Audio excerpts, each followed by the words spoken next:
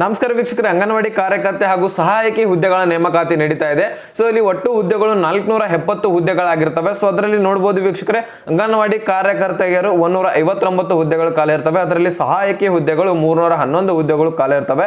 ಇಲ್ಲಿ ವಿದ್ಯಾರ್ಹತೆ ಬರೀ PUC ಹಾಗೂ ಇಲ್ಲಿ SSLC ಮುಗಿಸಿದ್ರು ಕೂಡ ಅರ್ಜಿಯನ್ನ ಸಲ್ಲಿಸಬಹುದಾಗಿರುತ್ತೆ.